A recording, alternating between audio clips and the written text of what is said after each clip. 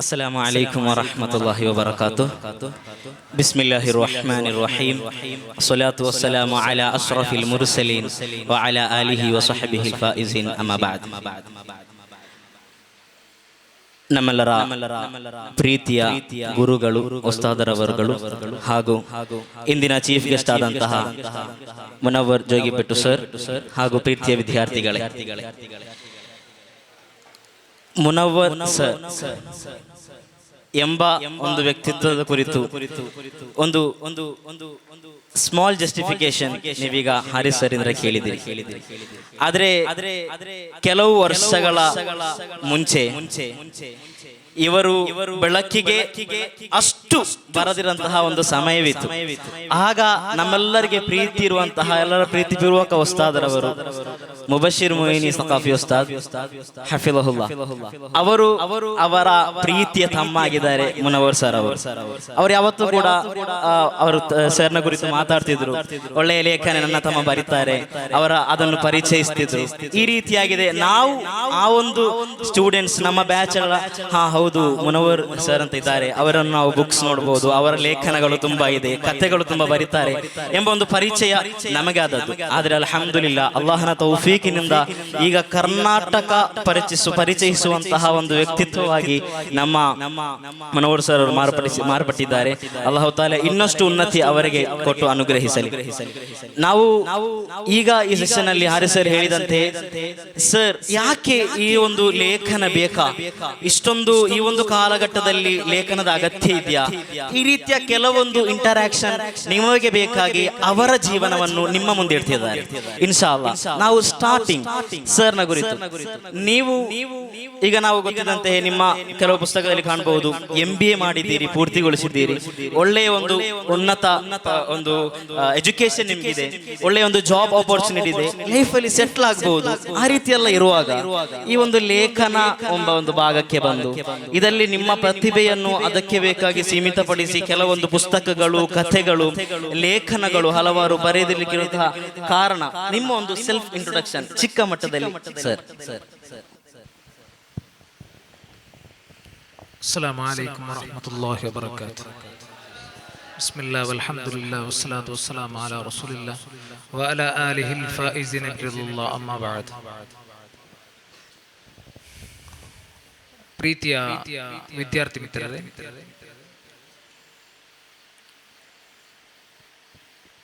ಉಸ್ತಾದರು ಒಂದು ಪ್ರಶ್ನೆಯನ್ನು ಕೇಳಿದರು. ನೀವು ಕಲ್ತಿದ್ದೀರಿ, ಲೈಫಲ್ಲಿ ಸೆಟಲ್ ಆಗಿದ್ದೀರಿ, ಇಷ್ಟು ಅವಕಾಶಗಳಿದ್ರೂ ಕೂಡ ನೀವು ಯಾಕೆ ಬರೆಯುವಂತ ಒಂದು ಪ್ಯಾಷನ್ಗೆ ಸಿಕ್ಕಿ ಹಾಕಿಕೊಂಡಿದ್ದೀರಿ ಅಂತ ಹೇಳಿ. ಮೊದಲನೇದಾಗಿ ಲೈಫಲ್ಲಿ ಸೆಟಲ್ ಆಗುವುದು ಅನ್ನುವಂಥದ್ದು ಇಲ್ಲ. ಲೈಫಲ್ಲಿ ಯಾರು ಕೂಡ ಸೆಟಲ್ ಆಗಿರುವುದಿಲ್ಲ. ಈಗ ನಾವು ಅಲ್ಲಿ ಮಾತನಾಡ್ತಾ ಇರುವಾಗ ಹಾರಿಸ್ ಸರ್ ಒಂದು ಮಾತನ್ನ ಹೇಳಿದ್ರು, IAS IPS ಕಲ್ತವರೆಲ್ಲರೂ ರಾಜಕೀಯಕ್ಕೆ ಹೋಗ್ತಾ ಇದ್ದಾರೆ ಯಾಕೆ ಅಂತ ಹೇಳಿ. IAS ಅಂದ್ರೆ ಈ ಇಡೀ ಭಾರತದಲ್ಲಿ ಅಷ್ಟು ದೊಡ್ಡದಂತ ಒಂದು ಎಕ್ಸಾಮ್ ಪರೀಕ್ಷೆಯನ್ನು ಬರೆದು ಅಷ್ಟು ದೊಡ್ಡ ಸ್ಥಾನಕ್ಕೆ ತಲುಪಬೇಕಾದ್ರೆ ಎಷ್ಟೋ ದೊಡ್ಡ ಶ್ರಮ ಇರ್ತದೆ. ಆದ್ರೂ ಅದು ಬಿಟ್ಟು ರಾಜಕೀಯಕ್ಕೆ ಬರ್ತಾರೆ. ಶಶಿಕಾಂತ್ ಸೆಂಥಿಲ್ ಆಗಿರ್ಲಿ, ಅಣ್ಣಾಮಲೈ ಆಗಿರ್ಲಿ, ಇವರೆಲ್ಲ ಬಂದಿದೆ ಯಾಕೆ? ಬದುಕಿನಲ್ಲಿ ಒಂದು ಸಮಾಧಾನ ಅನ್ನುವಂಥದ್ದು ಬೇಕು. ಸೆಟಲ್ ಅನ್ನುವಂಥದ್ದು ನಾವು ಒಬ್ಬರನ್ನು ನೋಡಿ ಜಡ್ಜ್ಮೆಂಟ್ ಮಾಡುವಂತ ಒಂದು ವಿಚಾರ ಮಾತ್ರ. ಒಬ್ಬನಿಗೆ 1 ಲಕ್ಷ ಸಂಬಳ ಇದ್ರೆ ಅವನನ್ನು ನೋಡ್ಕೊಂಡು ನಾವು ಸೆಟಲ್ ಅಂತ ಹೇಳಿ ಕರಿತೇವೆ. ಬಟ್ ಅವನ ಮನಸ್ಸಿನಲ್ಲಿ ಸಮಾಧಾನ ಅನ್ನುತ್ತಿರುವುದಿಲ್ಲ. ಈ ಸಮಾಧಾನ ಅನ್ನುವಂಥದ್ದು ಹೇಗೆ ಬರ್ತದೆ ಅಂತ ಹೇಳಿದ್ರೆ, ಅವರಲ್ಲಿರುವಂತಹ ಕೆಲವು ಪ್ಯಾಷನ್. ಕೆಲವರಿಗೆ ಕ್ರಿಕೆಟ್ ಆಟ ಆಡೋದು ಪ್ಯಾಷನ್ ಆಗಿರ್ಬೋದು, ಕೆಲವರಿಗೆ ಓದೋದು ಪ್ಯಾಷನ್ ಆಗಿರ್ಬೋದು, ಕೆಲವರಿಗೆ ಬರೆಯೋದು ಪ್ಯಾಷನ್ ಆಗಿರ್ಬೋದು. ಹಾಗೆ ನನಗೆ ಈ ಬರವಣಿಗೆ ಅನ್ನೋದು ಒಂದು ನನ್ನ ಆಸಕ್ತಿಯ ಒಂದು ಕ್ಷೇತ್ರ. ಅದರಿಂದ ಮುಂದುವರಿಸಿಕೊಂಡು ಬಂದಿದ್ದೇನೆ. ಒಂದು ಕಾಲದಲ್ಲಿ ಅಲ್ಲನ್ಸಾರ್, ಮೊಯ್ಲಾಂಜಿ ಅಂತಹ ಪತ್ರಿಕೆಗಳನ್ನು ತೆಗೆದು ನೋಡುವಾಗ ಅವುಗಳಲ್ಲಿ ನಿಮ್ಮ ಸಹೋದರರು, ನಿಮ್ಮ ಮನೆಯವರು ಆ ಜೋಗಿಬೆಟ್ಟು ಎಂಬ ಹೆಸರಿನಲ್ಲಿ ಹಲವಾರು ಲೇಖನಗಳು, ಬರಹಗಳು ಬರುತ್ತಿದ್ದವು. ಆ ಬಳಿಕ ಯಾರೇ ಜೋಗಿಬೆಟ್ಟವರು ಲೇಖನಗಳು ಬರೆದರೂ ಕೂಡ ಇದು ಅವರ ಕುಟುಂಬಿಕರ, ಮನೆಯವರ ಅಂತ ಅಂದು ಊಹಿಸುವ ಮಟ್ಟಿಗೆ ಅಷ್ಟು ಬರಹಗಳು ಬರೆದಿದ್ದೀರಿ ಅಂತ ಅಂದುಕೊಳ್ತೇನೆ ನಾನು. ಹಾಗೆ ಈ ಒಂದು ಬರಹ ಎನ್ನುವಂತಹ ಕಲೆ ಅಥವಾ ಕಥೆ ಉಂಟು ಮಾಡುವಂತಹ ಒಂದು ಕಲೆ ನಿಮಗೆ ಕೌಟುಂಬಿಕವಾಗಿ ಈಗ ಬಳುವಳಿಯಾಗಿ ಬಂದದ್ದು ಅಂತ ನೀವು ನಂಬ್ತೀರಾ, ಅಥವಾ ತಮ್ಮ ಸ್ವಪ್ರಯತ್ನದಿಂದ ಈ ರೀತಿ ಆ ಕಲೆ ನಿರ್ಮಾಣವಾದದ್ದು ಅಂತ ನೀವು ನಂಬ್ತೀರಾ? ಬಹಳ ಆಸಕ್ತಿಕರವಾದಂಥ ಒಂದು ಪ್ರಶ್ನೆ. ನಾನು ಬಾಲ್ಯದಲ್ಲಿರುವಾಗ ನಮ್ಮ ಮನೆಯಲ್ಲಿ ಎಲ್ಲರಿಗೂ ಓದುವುದಂದ್ರೆ ತುಂಬಾ ಇಷ್ಟ. ಮನೆಯಲ್ಲಿ ನಂದು 7 ಜನ ಮಕ್ಕಳಿದ್ದೇವೆ. ನಾವು ನನ್ನ ತಾಯಿಗೆ 7 ಜನ ಮಕ್ಕಳಿದ್ದೇವೆ.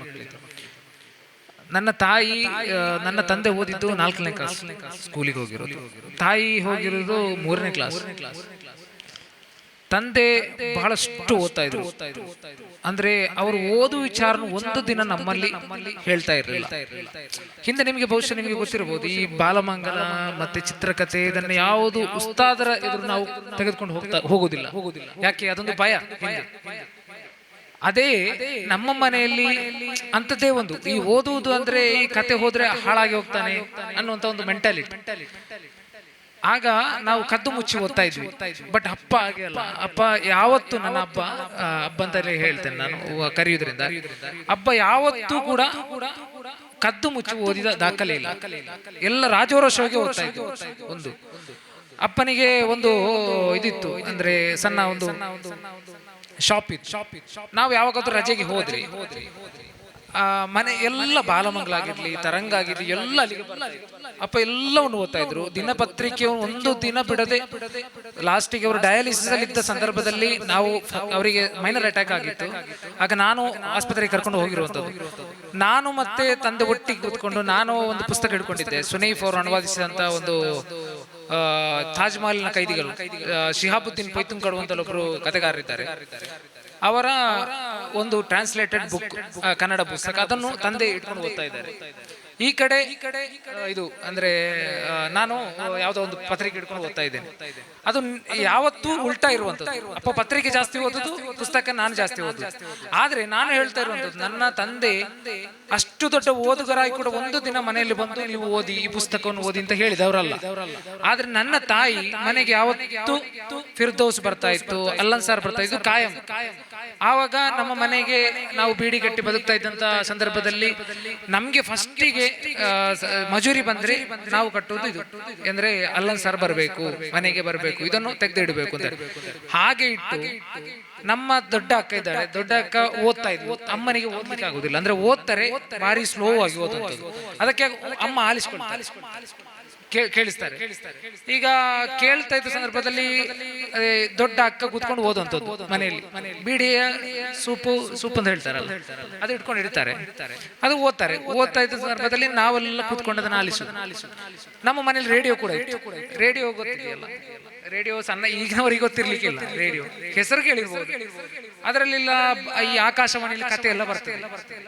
ಆ ಕಥೆಯನ್ನು ಕೂಡ ನಾವೆಲ್ಲರೂ ಆಲಿಸ್ತಾ ಇದ್ವಿ.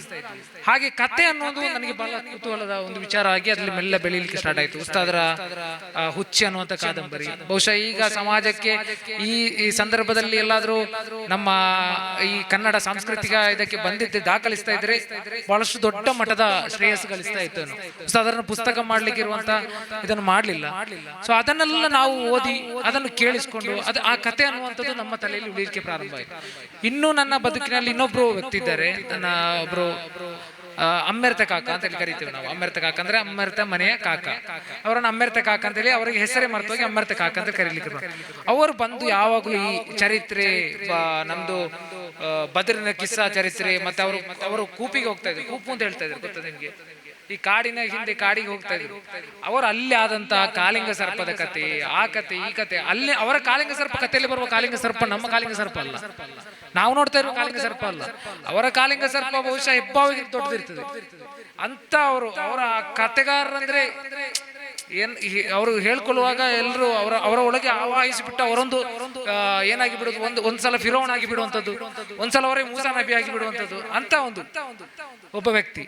ಅವರು ಈ ಕಥಾ ಪ್ರಸಂಗ ತರ ಹೇಳಿಕೊಡ್ತಾ ಇದ್ರು. ಆ ಕಥೆ ಅನ್ನುವಂಥದ್ದು ನಮ್ಮ ಮನೆಯಲ್ಲಿ ಉಳಿಸ್ಲಿಕ್ಕೆ ಇದಾಯ್ತು. ಇನ್ನೊಬ್ಬ ಹೇಳಿದ ಹಕೀಮ್ ಅಂತ ಒಬ್ಬರಿದ್ರು ನಮ್ಮ ಕ್ಲಾಸಲ್ಲಿ. ಹಕೀಮ್ ಅಂತ ಒಬ್ಬ ಇದ್ದ. ಅವನಿಗೆ ಯಾವ್ದು ದರ್ಶನ ಎಲ್ಲ ಕಲಿಯುವುದಿಲ್ಲ, ಅಂದ್ರೆ ಸ್ವಲ್ಪ ಕಲಿಕೆಯೆಲ್ಲ ಹಿಂದೆ. ಆದ್ರೆ ಈ ಗುರುವಾರ ಉಸ್ತಾದ್ ಇರುವುದಿಲ್ಲ, ಅವಾಗ ನಮಗೆ ಫ್ರೀ ಇರ್ತದೆ. ಆ ದಿನ ಉಸ್ತಾದ್ ಊರಿಗೆ ಹೋಗಿರ್ತಾರೆ, ಆ ದಿನ ಮದ್ರಸದಲ್ಲಿ ಫ್ರೀ ಇರ್ತದೆ. ಆಚೆ ಕಡೆ ಇರುವಂತಹ ತರಗತಿ ಉಸ್ತಾದರು ನಮ್ಮ ಯಾವಾಗಾದ್ರೂ ಬಂದು ನೋಡಿ ಹೋಗ್ತಾರೆ. ಅದು ಕುರಾನ್ ಓದ್ಲಿಕ್ಕೆ ಹೇಳಿರ್ತಾರೆ. ಈ ಕುರಾನ್ ಓದ್ತಾ ಇರುವಾಗ ಮಧ್ಯದಲ್ಲಿ ಇವನು ಸ್ಟೋರಿ ಸ್ಟಾರ್ಟ್ ಮಾಡೋದು. ಈ ಸ್ಟೋರಿ ಎಲ್ಲೆಲ್ಲಿಗೂ ಹೋಗಿ ತಲುಪ್ತಾ ಇತ್ತು. ಅಂತ ಒಂದು ಕತೆ ನನಗೆ ಪ್ರಭಾವಿಸಿ ಆ ಕತೆ ಹೇಳಬೇಕು ಅನ್ನೋಂಥದ್ದು ಕುತೂಹಲ ನನಗೆ ಹುಟ್ಕೊಂಡಿದ್ದು. ತಮ್ಮ ಕಥೆಗಳಂತೆ ಮಾತುಗಳು ಕೂಡ ಬಹಳ ರಸದತ್ತಾಗಿದೆ. ಸಾಂದರ್ಭಿಕವಾಗಿ ತಿಳಿಸುತ್ತಾ ನಿಮ್ಮ ಓದಿನ ಪ್ರಾರಂಭ ಅಥವಾ ಓದಿಗಿರುವ ಹಿನ್ನೆಲೆಯನ್ನು ಬಹಳ ರಸವತ್ತಾಗಿ ನಮ್ಮೊಂದಿಗೆ ವಿವರಿಸಿದ್ದೀರಿ ಸರ್. ತಮ್ಮ ಈ ಬರವಣಿಗೆಯ ಪ್ರಾರಂಭ ಎಲ್ಲಿಂದ? ಕಥೆಗಳಾಗಿರಬಹುದು ಅಥವಾ ಯಾವುದೇ ರೀತಿಯ ಬರಹಗಳಾಗಿರಬಹುದು, ಅವುಗಳ ಪ್ರಾರಂಭ ಎಲ್ಲಿಂದ?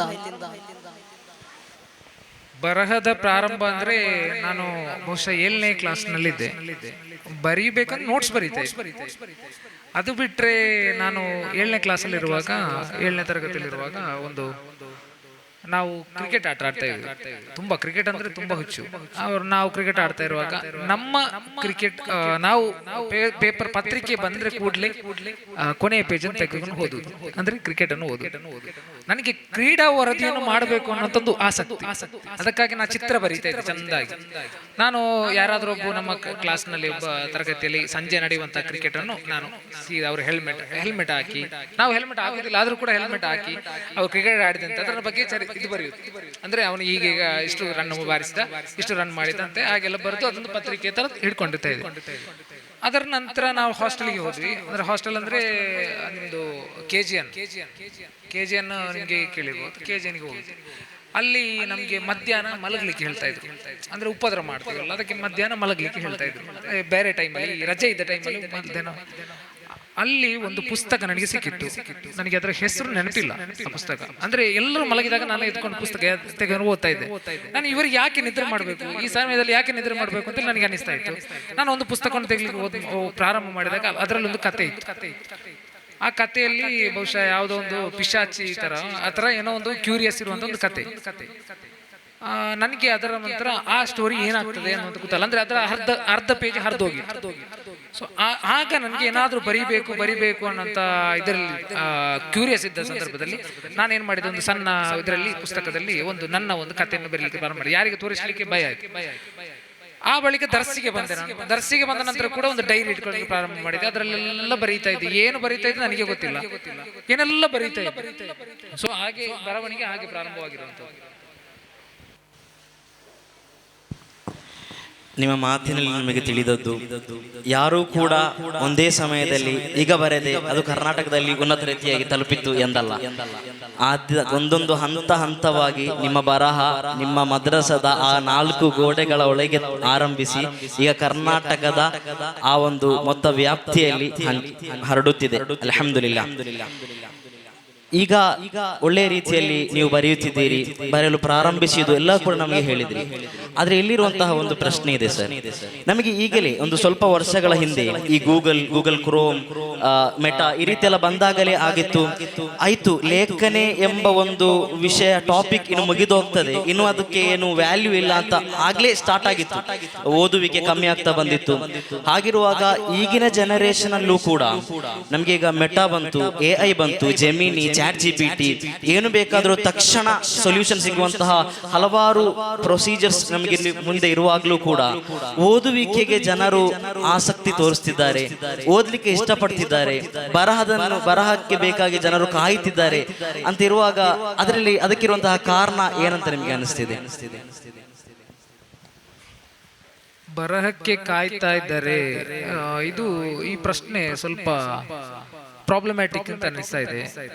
ಯಾರು ಕಾಯ್ತಾ ಇಲ್ಲ, ಬರಹಕ್ಕೆ ಯಾರು ಕೂಡ ಕಾಯ್ತಾ ಇಲ್ಲ. ತುಂಬಾ ಕಾಲ ಬದಲಾಗಿದೆ. ಹಿಂದೆ ತುಂಬಾ ಜನ ಕಾಯ್ತಾ ಇದ್ರು. ಈಗ ಏನಾಗಿದೆ ಅಂದ್ರೆ ಬರಹಕ್ಕೆ ಕಾಯ್ತಾ ಇರುವುದಂದ್ರೆ ಒಂದು ಜನರೇಷನ್ ಬದಲಾದ ನಂತರ ಈಗೆಲ್ಲರೂ ಎಕ್ಸ್ಪೆಕ್ಟ್ ಮಾಡುವಂತದ್ದು ಒಂದು ವಿಡಿಯೋ ಬರ್ತದ. ಈಗ ಎಕ್ಸಾಂಪಲ್ ನೋಡಿ, ಧ್ರುವರಾತ್ರಿ ಒಂದು ವಿಡಿಯೋ ತೆಗೆದು 20 ನಿಮಿಷದಲ್ಲಿ ಬರೀ 20 ನಿಮಿಷ ಬೇಡ, 19 ನಿಮಿಷ, 1 ನಿಮಿಷ ಕೂಡ ಅಮೂಲ್ಯ.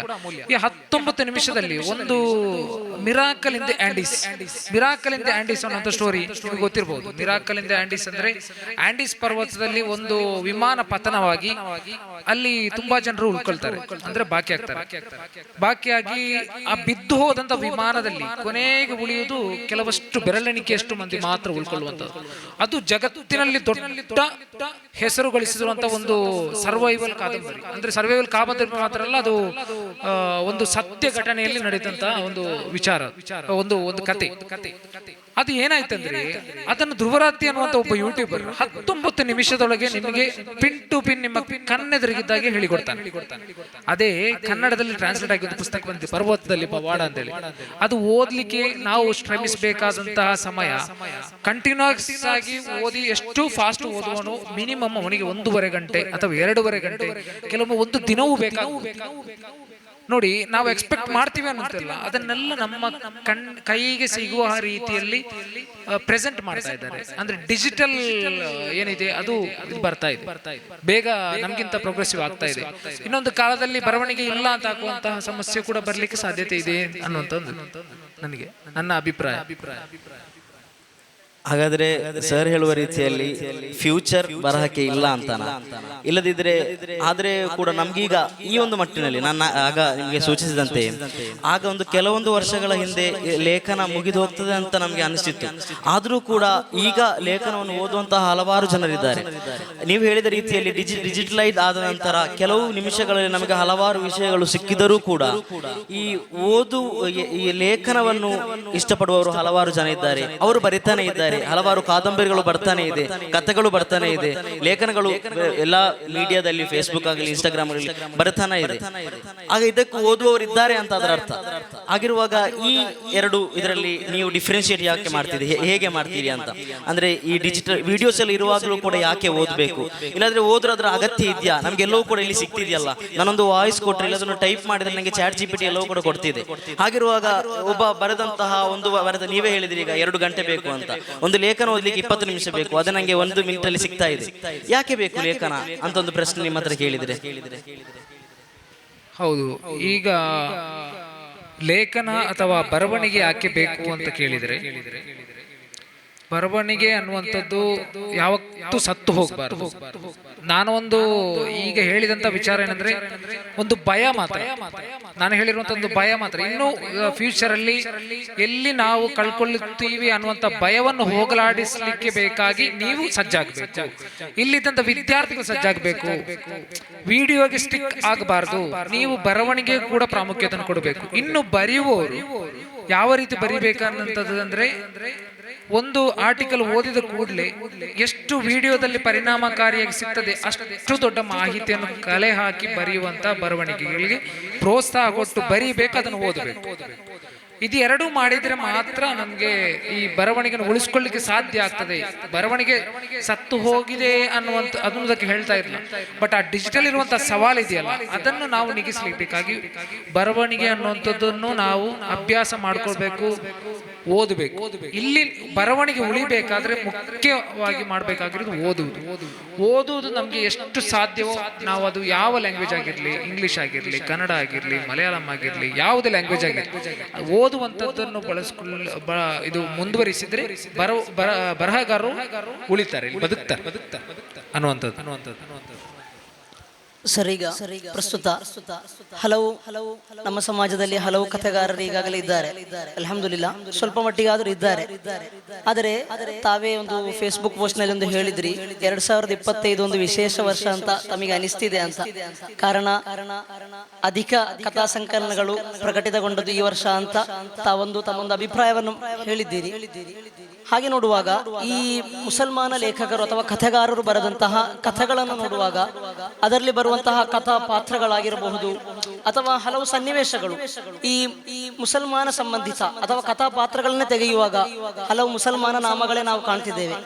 ಈ ರೀತಿ ಮುಸಲ್ಮಾನ ಕಥಾ ಪಾತ್ರಗಳನ್ನ ಆರಿಸುವುದರಿಂದ ನಮಗೊಂದು ಹೊರ ಜಗತ್ತಿಗೆ ಒಂದು ತಡೆಗೋಡೆ ಅಲ್ವೇ ಅಂತ ನನ್ನೊಂದು ಭಾವನೆ. ನಾವೀಗ ಮುಸಲ್ಮಾನ ಕಥಾಪಾತ್ರಗಳನ್ನು ತೆಗೆದುಕೊಳ್ಳುವಾಗ, ನಮ್ಮ ಕಥೆಯ ಕಥಾಪಾತ್ರಗಳು ಮುಸಲ್ಮಾನರು, ಆ ಹೆಸರು ನಾವು ತೆಗೆದುಕೊಳ್ಳುವಾಗ ನಾವು ಹೊರ ಜಗತ್ತಿಗೆ ಈಗ ಮುಸಲ್ಮಾನಲ್ಲದ ಓದುಗರು ಓದುವಾಗ ಅವರು ಯಾವ ರೀತಿ ಅದನ್ನು ಸ್ವೀಕರಿಸ್ತಾರೆ ಎನ್ನುವಂತಹ ಒಂದು ಭಾವನೆ ನಮಗೆ ಬರುವುದಿಲ್ಲ. ಇದು ಈ ಪ್ರಶ್ನೆ ಅಂದ್ರೆ ನೀವು ಹೇಳ್ತಾ ಇರೋದು ಮುಸ್ಲಿಮರ ಹೆಸರು ಅಂದ್ರೆ ಪಾತ್ರದಲ್ಲಿ ಬಂದ್ರೆ ನಾವು ತೆರೆದುಕೊಳ್ಳುವುದಿಲ್ಲ, ಅಂದ್ರೆ ನಾವಲ್ಲಿ ಬಾಕಿ ಆಗ್ತೇವೆ ಅನ್ನೋಂಥ ಭಯ ಆತರ. ಹಾಗಲ್ಲ, ಬರೆಯುವಾಗ ಕಥಾಪಾತ್ರಗಳನ್ನು, ಮುಸಲ್ಮಾನ ಕಥಾಪಾತ್ರಗಳನ್ನು ತೆಗೆಯುವಾಗ ಅಥವಾ ಸನ್ನಿವೇಶಗಳನ್ನು ತೆಗೆಯುವಾಗ ಈ ಒಂದು ಕಥೆ ಮುಸಲ್ಮಾನರಲ್ಲದವರಿಗೆ ರೀಚ್ ಆಗ್ತದ ಅನ್ನುವಂತಹ ಒಂದು ಭಯ ತಮ್ಮಲ್ಲಿ ಆವರಿಸಿಲ್ಲ. ಇದು ಈಗ ಪ್ರಶ್ನೆ ಸರಿಯಾಗಿದೆ. ರೀಚ್ ಆಗ್ತದ ಅಂತ ಕೇಳಿದ್ರೆ ನಾವು ಬಳಸುವಂತ ಭಾಷೆ ನಮ್ಮ ಸಂಸ್ಕೃತಿಯನ್ನು ಯಾವ ರೀತಿ ಹೇಳಬೇಕು ಅನ್ನೋಂಥದ್ದನ್ನು ಹೇಳಿದ್ರೆ ಖಂಡಿತ ರೀಚ್ ಆಗ್ತದೆ. ಕತೆಗಳು ನೋಡಿ, ನೀವು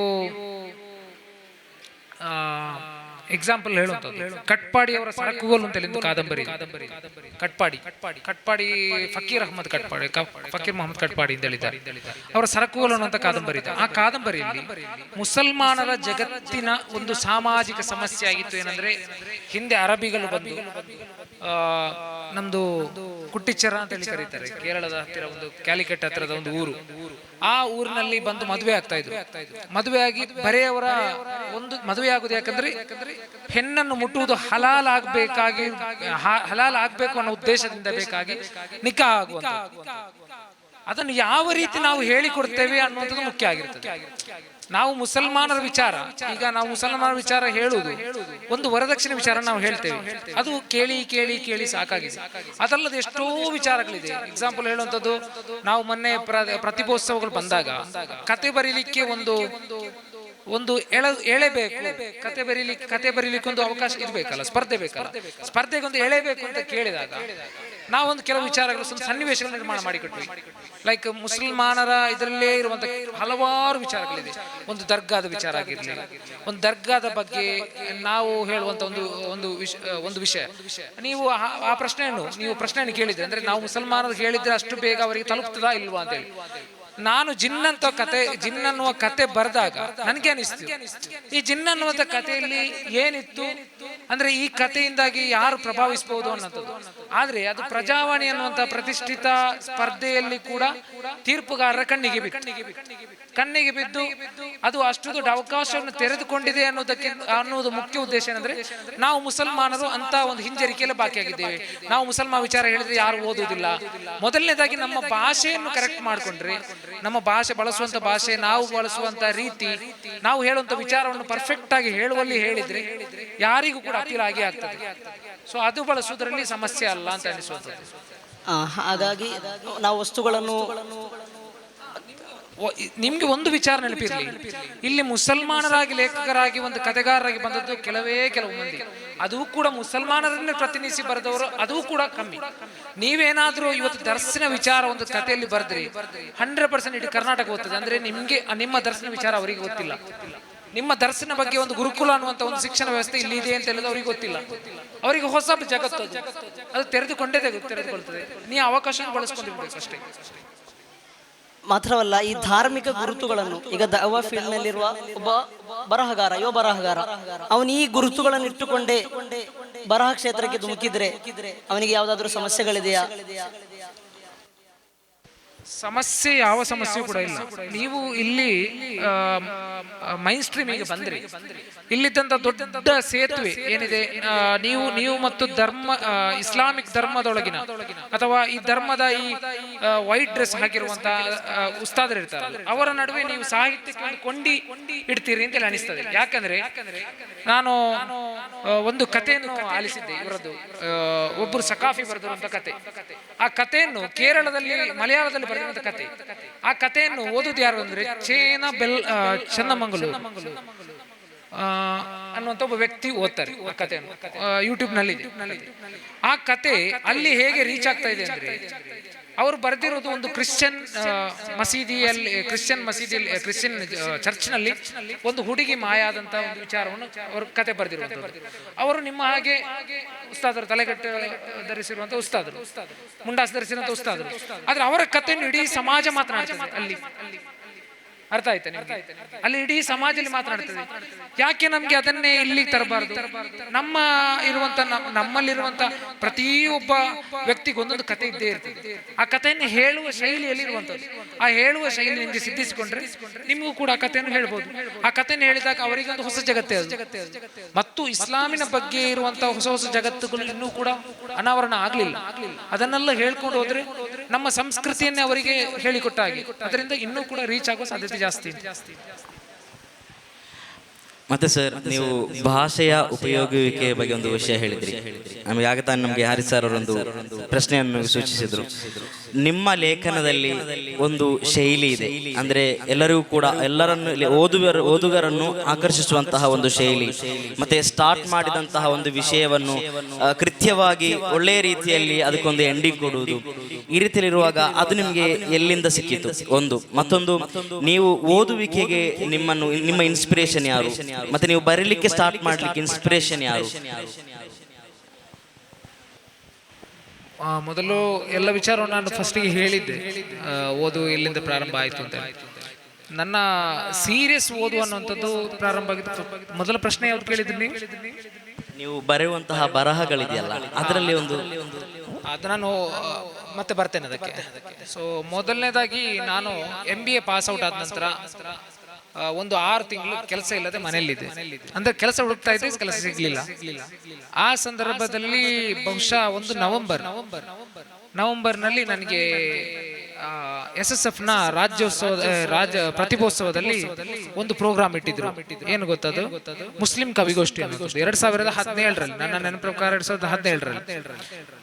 ಅದರಲ್ಲಿ ಮುಸ್ಲಿಂ ಕವಿಗೋಷ್ಠಿಗೆ ಬಂದಾಗ ನಾನು ಆಗಷ್ಟು ಸೀರಿಯಸ್ ಆಗಿ ಸಾಹಿತ್ಯವನ್ನು ಓದಿದವನಲ್ಲ. ಅದ್ರ ಒಂದು ಕವಿತೆಯನ್ನು ಬರೆದುಕೊಂಡು ಬಂದಿದ್ದೆ. ಅದನ್ನು ತಿದ್ದಿಕೊಟ್ಟವರಲ್ಲಿ ಎಂ ಶಬೇಂಗಿಲ ನಿಮಗೆ ಪರಿಚಿತರು. ಅಲ್ಲಿ ಬಂದವರಾಗಿದ್ರು ಒಬ್ರು doctor CM Hanif Ballari. CM Hanif Ballari ಎಲ್ಲರಿಗೂ ಪರಿಚಯ ಇದೆಯಲ್ಲ. ಅವರು ನನ್ನ ಕವಿತೆಯನ್ನು ಓದಿಬಿಟ್ಟು ಅವ್ರು ಹೇಳಿದ್ರು, ತುಂಬಾ ಓದ್ಬೇಕು, ನೀವು ಓದ್ತಾ ಇಲ್ಲ, ನೀವು ಓದುದು ಸಾಕಾಗುದಿಲ್ಲ ಅಂತ ಹೇಳಿ. ಆಗ ನನಗೆ ಒಂದು ಕೀಳರಿಮೆ ಇತ್ತು. ಈ ಕನ್ನಡ ಪುಸ್ತಕದಲ್ಲಿ ನಮ್ಮನ್ನು ಸೆಳೆಯುವಂತ ರೀತಿಯಲ್ಲಿ, ಅಂದ್ರೆ ನನಗೆ ಯಾವ ವಿಚಾರವನ್ನು ಹೇಳುವುದಾದ್ರೆ ಕಥೆಯಾಗಿ ಹೇಳಿದ್ರೆ ಬಹಳಷ್ಟು ಬೇಗ ಹೇಳಿದ್ದೆ. ಒಂದು ವಿಚಾರವನ್ನು, ಒಂದು ಎಕನಾಮಿಕ್ಸ್ ಅನ್ನು ನಿಮ್ಗೆ ಚರಿತ್ರೆ, ಈ ಎಕನಾಮಿಕ್ಸ್ ಹಿನ್ನೆಲೆ ಏನು ಅನ್ನುವಂಥದ್ರ ಒಂದು ಚರಿತ್ರೆ ಮೂಲಕ ಹೇಳಿದ್ರೆ ನಿಮ್ಗೆ ಬಹಳಷ್ಟು ಬೇಗ ಅರ್ಥ ಆಗ್ತದೆ. ಹಾಗೆ ನನಗೆ ಒಂದು ಇದಿತ್ತು, ಇಂಗ್ಲಿಷ್ ನಲ್ಲಿ ಇರ್ಬೋದು. ಬಹುಶಃ ನನಗೆ ಇಂಗ್ಲಿಷ್ ಅಷ್ಟು ಬರುವುದಿಲ್ಲ ವಾದ್ರಿಂದ ನನಗೆ ಇಂಗ್ಲಿಷ್ ನಲ್ಲಿ ಓದಿದ್ರೆ ನಾನು ಇಂಗ್ಲಿಷ್ ನಲ್ಲಿ ಓದಬೇಕು ಅನ್ನುವಂತ ಒಂದು ಇದಿತ್ತು. ಅಂದ್ರೆ ನಾನು ಇಂಗ್ಲಿಷ್ ನಲ್ಲಿ ಓದಬೇಕು ಅನ್ನೋಂಥ ಕೀಳರಿಮೆ ಇತ್ತು ಕನ್ನಡದ ಬಗ್ಗೆ. ಆದ್ರೆ ಯಾವಾಗ ನಾನು ತೇಜಸ್ವಿ ಅವರ ಅಡ್ವೆಂಚರ್ ಅನ್ನುವಂತ ಒಂದು ಪುಸ್ತಕವನ್ನು ತೆಗೆದುಕೊಂಡೆ, ಆವಾಗ ನನ್ನ ಎಲ್ಲಾ ದೃಷ್ಟಿಕೋನ ಬದಲಾಗ್ತದೆ. ಅಂದ್ರೆ ಸೈನ್ಸ್ ಅನ್ನುವಂತ ಒಂದು ವಿಚಾರ ಅವರು ಎಷ್ಟು ಸುಲಲಿತವಾಗಿ ಕಥೆ ಹೇಳ್ಕೊಂಡು ಹೇಳ್ತಾರೆ ಅನ್ನುವಂಥದ್ದನ್ನು, ಒಂದು ಅಡ್ವೆಂಚರ್ ಅನ್ನುವಂಥದ್ದನ್ನು ನೀವು ಇಸ್ಲಾಮಿಕ್ ಉಸ್ತಾದರು ಕಲಿತಾ ಇರುವಂತ ಯಾರು ಕೂಡ ಓದಬಹುದು. ಯಾಕಂದ್ರೆ ನಿಮ್ಗೆ ರೂಹುಲ್ ಬಯಾನ್ ಅನ್ನುವಂಥ ತಫ್ಸೀರ್ ನಲ್ಲಿ ಕೆಲವಷ್ಟು ಪ್ರಾಣಿ ಪ್ರಪಂಚದ ಬಗ್ಗೆ ಹೇಳುವಂತ ದಾಖಲಿಸುವಂತ ಕೆಲವು ವಿಚಾರಗಳೆಲ್ಲ ಬರ್ತದೆ, ಕುತೂಹಲಕಾರಿ ಅಂಶಗಳು ಬರ್ತದೆ. ಅದೇ ರೀತಿ ಅಡ್ವೆಂಚರ್ ಆಗಿರ್ಲಿ, ನೆರೆಹೊರೆ ಗೆಳೆಯರಲ್ಲಾಗಿರ್ಲಿ, ಇಂಥ ಎಲ್ಲ ಕಥಾ ಪುಸ್ತಕದಲ್ಲಿ ಅವರು ತೇಜಸ್ವಿ ಅವರು ಬಹಳಷ್ಟು ಅಂದ್ರೆ ನಿಮ್ಗೆ ಕತೆ ಹೇಳುವ ರೀತಿಯಲ್ಲಿ ವಿಜ್ಞಾನವನ್ನು ಹೇಳಿಕೊಡ್ತಾರೆ. ಸೊ ಆ ಶೈಲಿ ಏನಿದೆ ಅದು ನನಗೆ ಪ್ರಭಾವಿಸಲಿಕ್ಕೆ ಪ್ರಾರಂಭ ಆಯಿತು. ಆ ಸೀರಿಯಸ್ ಓದು ನಾವು ಯಾವಾಗ ಪ್ರಾರಂಭ ಮಾಡಿದೆ ಅದರಿಂದಾಗಿ ನನ್ನ ಬರಹಕ್ಕೆ ಆ ಪ್ರಭಾವ ಬಂದಿರಬಹುದು ಅಂತ ಅನಿಸ್ಕೊಳ್ತೇನೆ. ಇನ್ನೊಂದು, ಕುವೆಂಪು ಅವರ ಮಲೆಗಳ ಮದುಮಗಳು ಪ್ರಾರಂಭದಲ್ಲಿ ಓದುವಾಗ ಅವರ 2 ಅಥವಾ 3 ಪೇಜ್ ಬರೀ ಆ ಒಂದು ಮನೆಯ ಬಗ್ಗೆ ಅವರು ಎಕ್ಸ್ಪ್ಲೈನ್ ಮಾಡ್ತಾರೆ, ಯಾವ ರೀತಿ ಇರ್ತದೆ. ಆ ಕಾದಂಬರಿ ಓದೋರಿಗೆ ಗೊತ್ತಿರಬಹುದು, ಒಂದು ಮನೆಯಲ್ಲಿ ಕೋಳಿ ಹೀಗೆ ಹಾಕಿರುವಂಥದ್ದು, ಅದರ ವಾಸನೆ ಬರುವಂಥದ್ದು, ಆ ದನದ ಹಟ್ಟಿಯಲ್ಲಿ ಬರುವಂತ ಅದರ ಸಿನುಗು ವಾಸನೆ ಇರ್ತದೆ. ಅದರ ಬಗ್ಗೆ ಎಲ್ಲ ಅವ್ರು ಹೇಳ್ತಾ ಹೋಗುವಾಗ ಅಲ್ಲಿ ಯಾವ ರೀತಿ ಪ್ರಾರಂಭ ಮಾಡ್ಬೇಕು ಅನ್ನುವಂತ ಒಂದು ಚಿತ್ರಣ ನನಗೆ ಬಂತು. ಅದರಿಂದ ನಾನು ಬಳಸ್ಕೊಂಡು ಹೋದೆ ಅಂತ.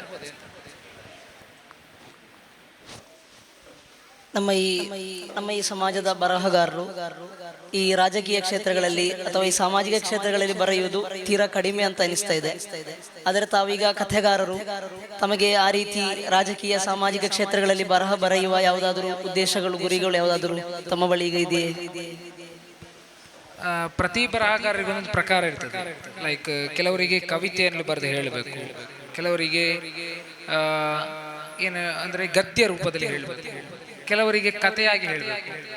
ಬಟ್ ನನ್ನ ಕಥೆಗಳಲ್ಲಿ ನಾನು ಸಾಮಾಜಿಕ ಆಗಿರಲಿ, ರಾಜಕೀಯ ಲೇಖನಗಳಾಗಿರಲಿ ಬಹಳಷ್ಟು ಕಡಿಮೆ ಬರ್ದೇ ಇಲ್ಲ.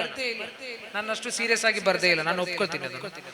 ಆದರೆ ನನ್ನ ಪ್ರಕಾರ ಏನು ಅಂತೇಳಿ ನನಗೆ ತಿಳ್ಕೊಂಡಾಗ ನನಗೆ ಅನಿಸಿರುವಂಥದ್ದು, ನನ್ನ ಮನಸ್ಸಿನಲ್ಲಿ ನಾನು ಕತೆ ಬರಿಬಹುದು ಅಂತೇಳಿ. ನನ್ನ ಕಥೆಗಳಲ್ಲಿ ನಾನು ರಾಜಕೀಯದ ಪ್ರಶ್ನೆಗಳನ್ನು ಪ್ರಶ್ನೆ ಮಾಡಿದ್ದೇನೆ, ಸಮಾಜದಲ್ಲಿರುವಂಥ ಸಮಸ್ಯೆಗಳ ಬಗ್ಗೆ ಪ್ರಶ್ನೆ ಮಾಡಿದ್ದೇನೆ. ಆ ಸಮಾಧಾನ ನನಗಿದೆ. ಸೊ ಆ ಕತೆ ನನ್ನ ಪ್ರಕಾರ ಆದ್ದರಿಂದ ಅದನ್ನು ನಾನು ಬಳಸ್ಕೊಂಡಿದ್ದೇನೆ. ತಮ್ಮ ಕಥೆಗಳ ಶೈಲಿಗಿಂತ ತಾವು ಕಥೆಗಳಿಗೆ ಹಾರಿಸುವ ಆ ತಲೆಬರಹ, ಆ ಶೀರ್ಷಿಕೆ ಶೈಲಿ ಬಹಳ ಕೌತುಕ, ಬಹಳ ಕುತೂಹಲ. ಆ ಹೆಸರುಗಳನ್ನು ಓದಿದಾಗಲೇ ಈ ಕತೆ ಏನಾಗಿರಬಹುದಪ್ಪ ಅಂತ ಓದ್ಬೇಕಂತ ಒಂದು ಕುತೂಹಲ ನಮಗೆ ಕೇಳುತ್ತದೆ. ಹಾಗೆ ನೀವು ಈ ಒಂದು ಕಥೆ ಬರೆದಾಗ ಅದಕ್ಕೆ ಶೀರ್ಷಿಕೆ, ಒಂದು ತಲೆಬರಹನ ಹಾರಿಸುವ ರೀತಿ ಯಾವುದು, ಯಾವ ರೀತಿಯದ್ದು?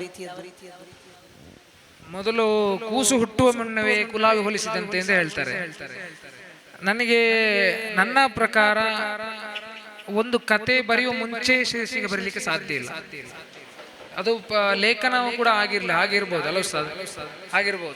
ಬಹುಶಃ ಬರ್ದ ನಂತರ ಅದಕ್ಕೆ ಹೆಸರು ಕೊಡಬೇಕಾಗ್ತದೆ. ಅಂದ್ರೆ ಮಗು ಹುಟ್ಟುವ ಮುನ್ನವೇ ಹೆಸರಿಡ್ಲಿಕ್ಕೆ ಆಗುದಿಲ್ಲ. ಹಾಗೆ ಒಂದು ಕತೆ ಬರ್ದಾದ ನಂತರ ಅದರಲ್ಲಿರುವಂತಹ ನಾನು ಹೆಸರು ಇಡುವುದರಲ್ಲಿ ತುಂಬಾ ವರ್ಸ್ಟ್. ಅಂದ್ರೆ ನನಗೆ ಹೆಸರಿಡ್ಲಿಕ್ಕೆ ಬರುವುದೇ ಇಲ್ಲ ನನ್ನ ಪ್ರಕಾರ. ನಾನು ಲಾಸ್ಟ್ ಒಂದು ಕತೆ ಬರೆದಿದ್ದೆ, ಗೆರೆಗೆ ಸಿಗದ ನದಿ ಅಂತೇಳಿ. ಆ ಕತೆ ನನಗೆ ಹೆಡ್ಡಿಂಗ್ ಕೊಟ್ಟವರು ನನ್ನೊಬ್ರು ಆತ್ಮೀಯ ಗೆಳೆಯರು, ಬರಹಗಾರರು, ವಿನಾಯಕ ಅರಳಸೋಳಿ ಅಂತ ಒಬ್ಬರಿದ್ದಾರೆ.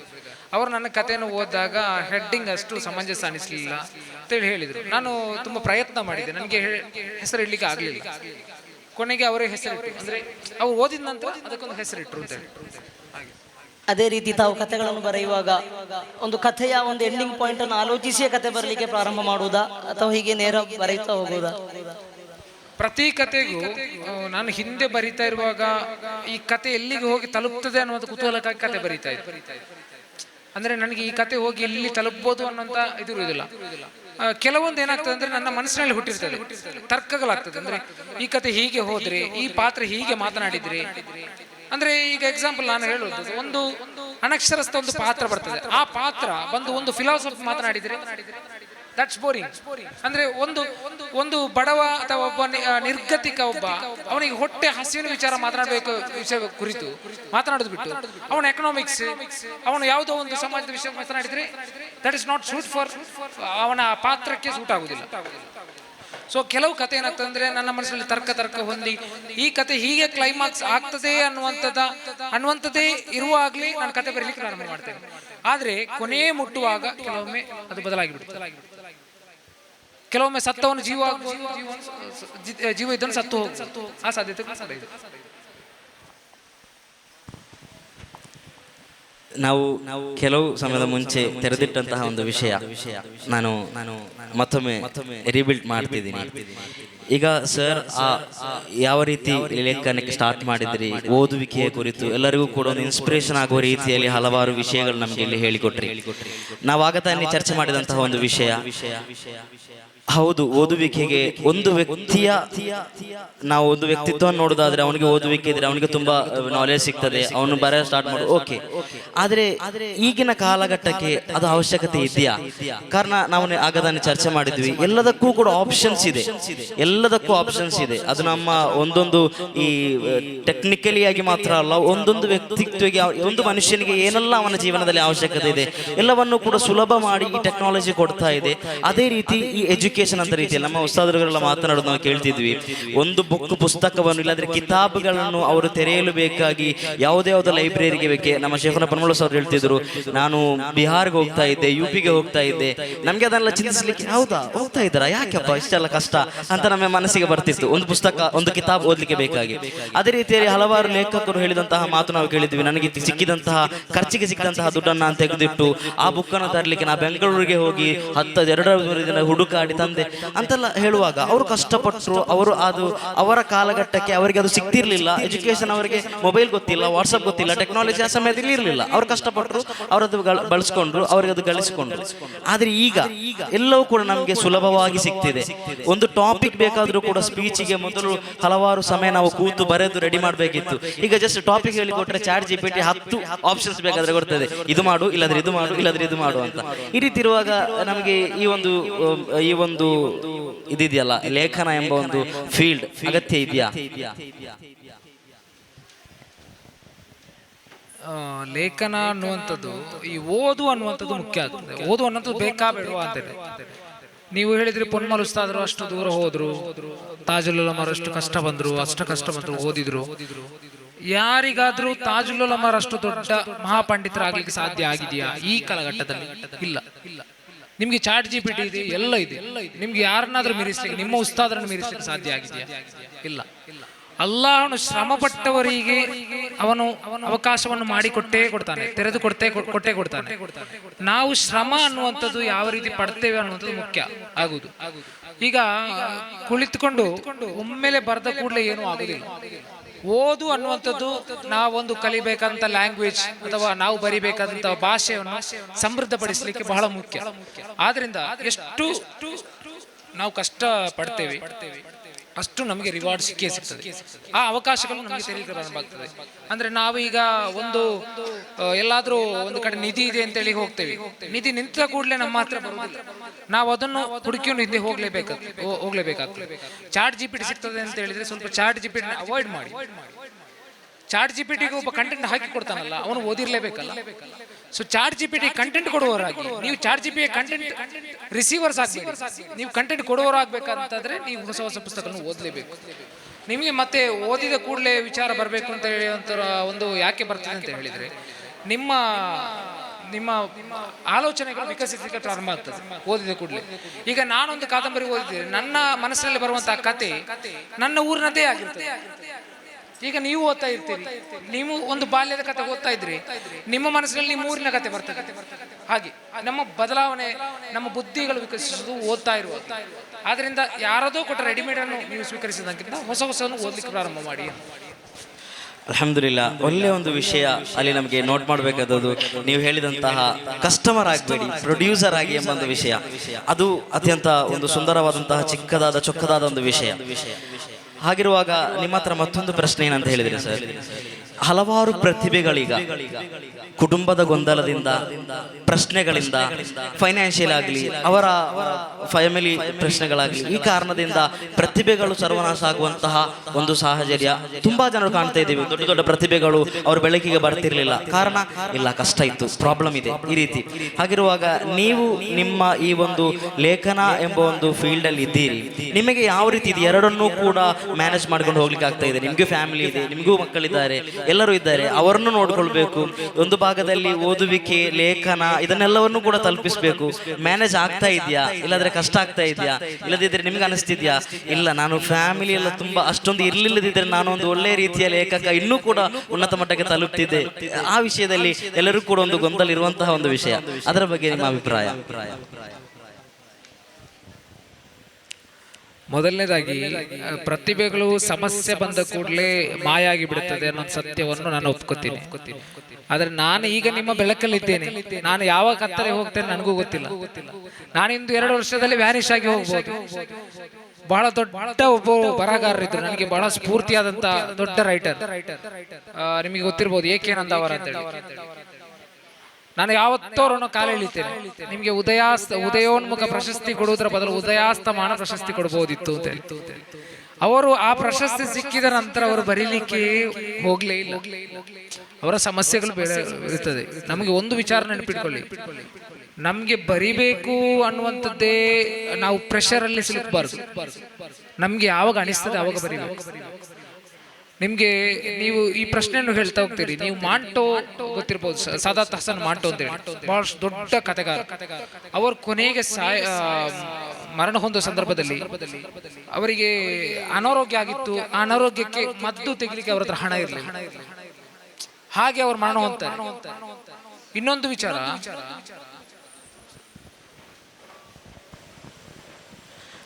ಅಲ್ಹಮ್ದುಲಿಲ್ಲಾ, ನಮ್ಮೆಲ್ಲರ ಪ್ರೀತಿಯ ನೇತಾರ, ನಮ್ಮೆಲ್ಲರ ತಂದೆ ಕಾವಲ್ಕಟ್ಟೆ ಹಜರತ್ ರವರು ಇದೀಗ ನಮ್ಮ ಈ ಒಂದು ಫೆಸ್ಟಿಗೆ ಆಗಮಿಸಿದ್ದಾರೆ. ಅವರಿಗೂ ಕೂಡ ನಾವು ಸ್ವಾಗತವನ್ನು ಬಯಸುತ್ತಿದ್ದೇವೆ. ಅಲ್ಲಾಹು ತಾಲ ಹಜರತ್ನ ನೇತೃತ್ವದಲ್ಲಿ ದೀರ್ಘಕಾಲ ಜೀವಿಸಲು ನಮಗೆಲ್ಲರಿಗೂ ಕೂಡ ತೌಫೀಕ್ ನೀಡಲಿ. ದೀನಿ ಖಿದ್ಮತ್ ಮರಣದವರೆಗೂ ಕೂಡ ಹಜರತ್ನ ನೇತೃತ್ವದಲ್ಲಿ ಮಾಡಲು ಅಲ್ಲಾಹು ತಾಲ ನಮಗೆಲ್ಲರಿಗೂ ಕೂಡ ತೌಫೀಕ್ ನೀಡಲಿ. ಅಲ್ಲಾಹು ತಾಲ ಹಜರತ್ತಿಗೆ ದೀರ್ಘಾಯುಷ್ಯವನ್ನು ಅನುಗ್ರಹಿಸಲಿ.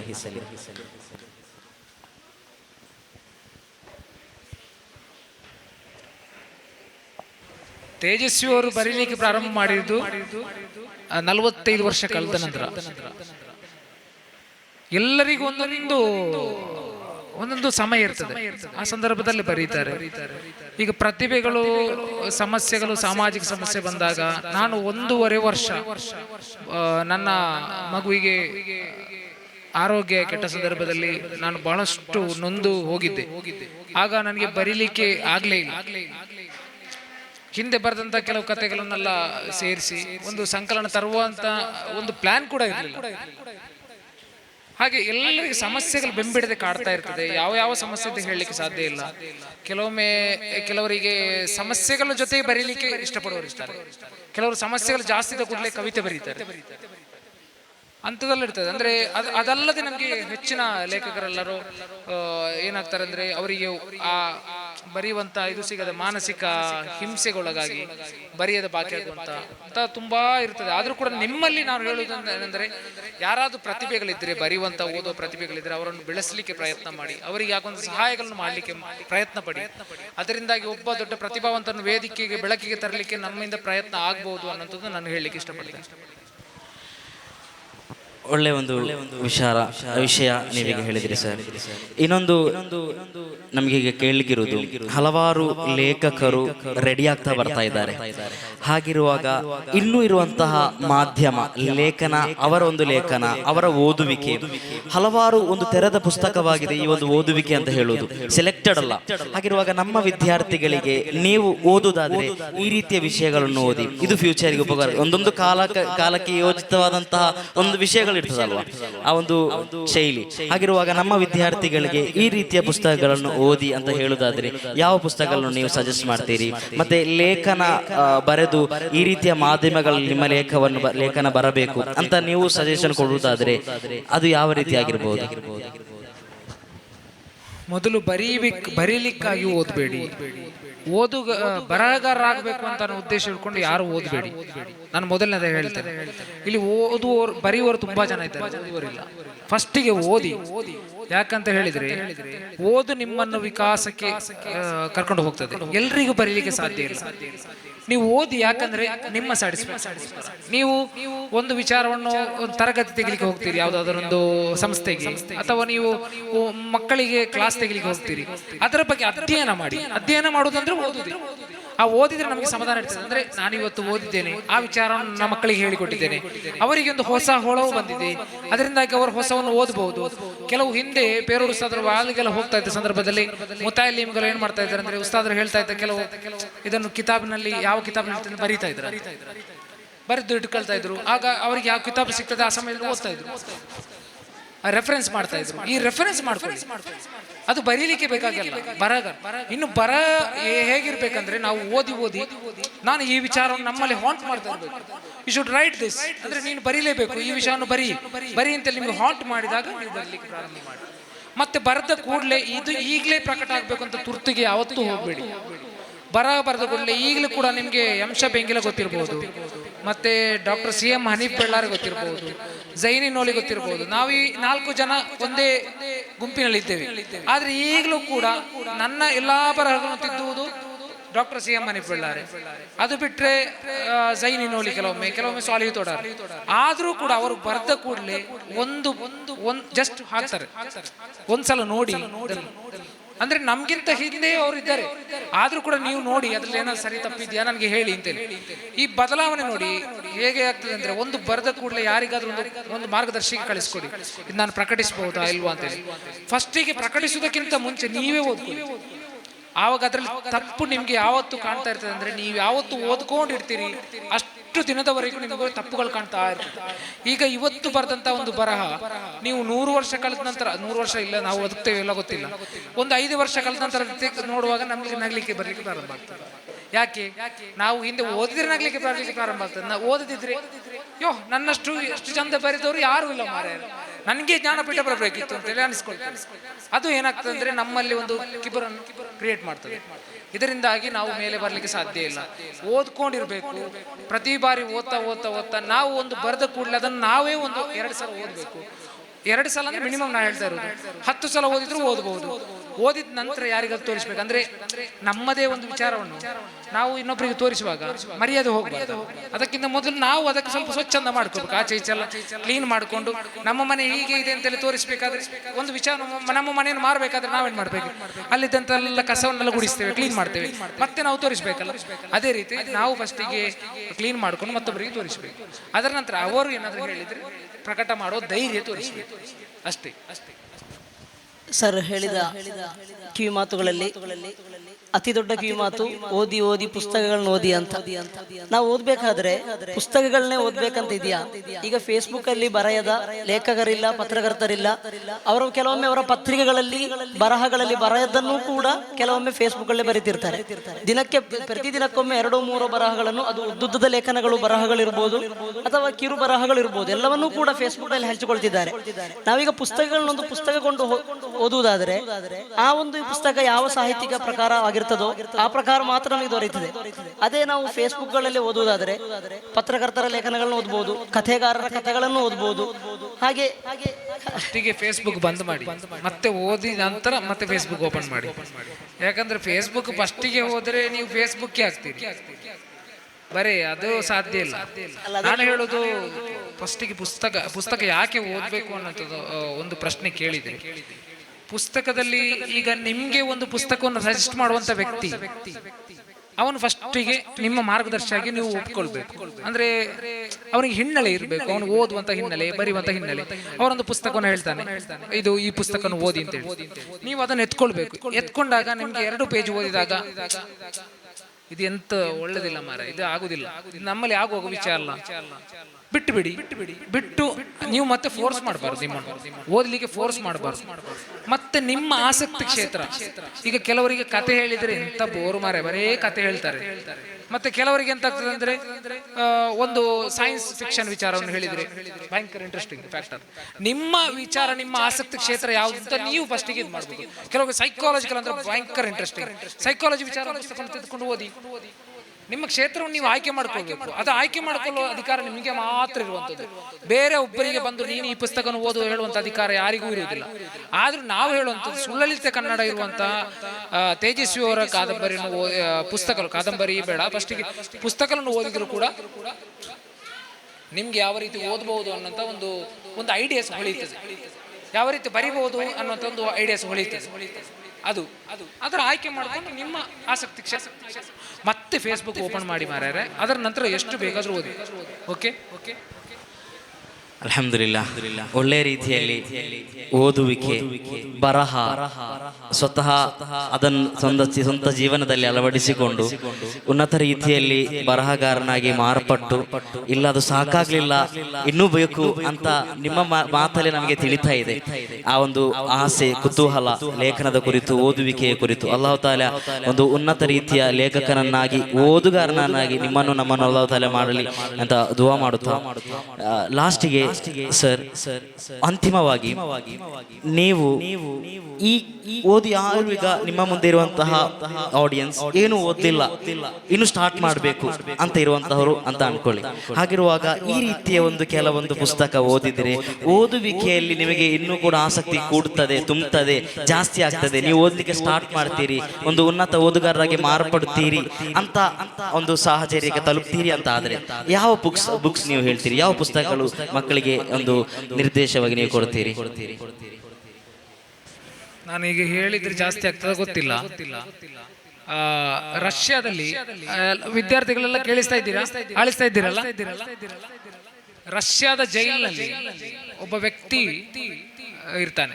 ರಷ್ಯಾದ ಜೈಲಿನಲ್ಲಿ 2ನೇ ಮಹಾಯುದ್ಧ ಸಂದರ್ಭದಲ್ಲಿ ಅವರು ಜೈಲಿಗೆ ಹಾಕಿರ್ತಾರೆ. ಅವನು ತಪ್ಪಿಸಿಕೊಳ್ಬೇಕು, ಅದರಿಂದ ತಪ್ಪಿಸಿ ಹೊರಗೆ ಬರಬೇಕು ಅನ್ನೋಂಥ ಪ್ರಯತ್ನ ಮಾಡಿ ಅವನು ನಡ್ಕೊಂಡು ಈ ವಾಹನಕ್ಕೆ ಹತ್ತುವ ಹಾಗಿಲ್ಲ, ಗಡಿ ದಾಟುವ ಹಾಗಿಲ್ಲ, ಅದನ್ನೆಲ್ಲವನ್ನು ಬಿಟ್ಟುಕೊಂಡು ಅವನು ನಡೀತಾ ಒಂದು ನದಿಯನ್ನು ದಾಟಿಕೊಂಡು ಬರ್ತಾನೆ, ನಡ್ಕೊಂಡು ಬರ್ತಾನೆ. ಈಗ ಎಷ್ಟು ಜನರಿಗೆ ಕುತೂಹಲ ಆಯ್ತು, ಇನ್ನು ಎಲ್ಲಿ ಹೋಗಿ ತಲುಪಿರ್ಬೋದು ಅಂತೇಳಿ ಕುತೂಹಲ ಆಯ್ತು ಅಂತ ಅನಿಸಿದ್ರೆ ನೀವು ಮಹಾಪಲಾಯನ ಪುಸ್ತಕವನ್ನು ಓದಬಹುದು. ತೇಜಸ್ವಿಯವರ ಮಹಾಪಲಾಯನ ಪುಸ್ತಕವನ್ನು ಓದಬಹುದು. ಇನ್ನು ಮೌಂಟ್ ಎವರೆಸ್ಟ್ಗೆ ಹತ್ತಿ ಇನ್ನೇನು ತಲುಪಬೇಕು ಅನ್ನುವಷ್ಟರಲ್ಲಿ ಏನಾಗ್ತದೆ ಗೊತ್ತಿಲ್ಲ, ಜೀವ ಚೆಲ್ಲಬೇಕು ಅಂತೇಳಿ ಅನಿಸ್ತದೆ. ಅದು ಓದ್ಬೇಕಂತಂದ್ರೆ ಎವರೆಸ್ಟ್ ಅನ್ನುವಂಥ ಪುಸ್ತಕ ಇದೆ, ಅದನ್ನು ಕೂಡ ನಿಮಗೆ ಓದಬಹುದು. ನಾನು ಕಂಪ್ಲೀಟ್ ಮಾಡುವುದಿಲ್ಲ ಯಾವುದನ್ನು.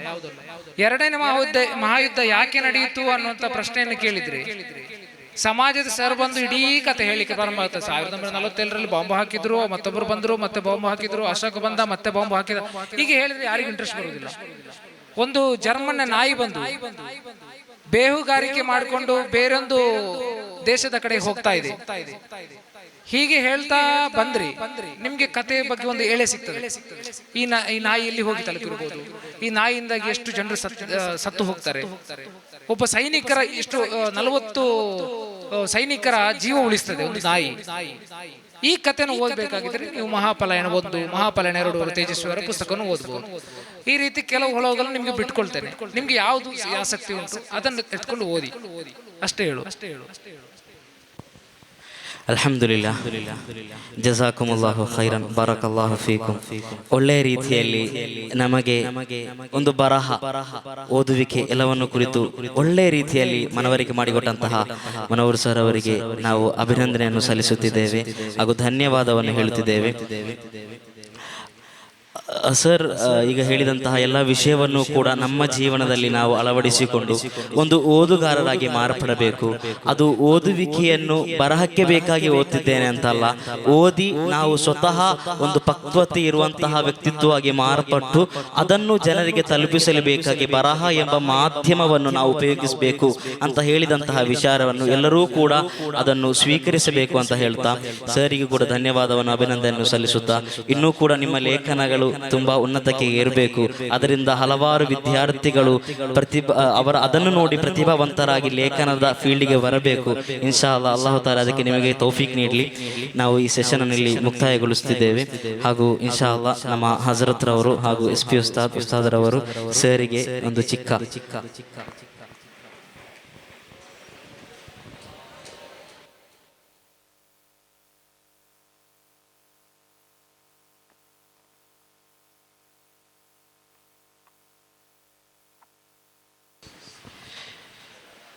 ಇನ್ಶಾ ಅಲ್ಲಾ ನಮ್ಮ ಈ ಒಂದು ವೇದಿಕೆಯಲ್ಲಿ ನಮಗೆ ಬೇಕಾಗಿ ಚೀಫ್ ಗೆಸ್ಟ್ ಆಗಿ ಬಂದಂತಹ ಸರಿಗೆ ಅಲ್ ಖಾದಿಸ್ತಾ ವತಿಯಿಂದ ಒಂದು ಚಿಕ್ಕ ಗಿಫ್ಟ್. ಇನ್ಶಾ ಅಲ್ಲಾ.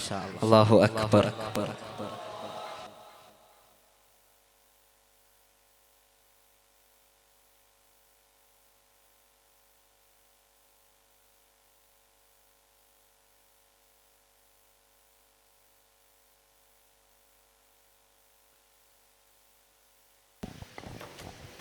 ನಿಮಗೆ ದೊಡ್ಡ ನಿಧಿಯಾಗಿ SP ಉಸ್ತಾದರ್ ನಿಮಗೆ ಸಿಕ್ಕಿದ್ದಾರೆ.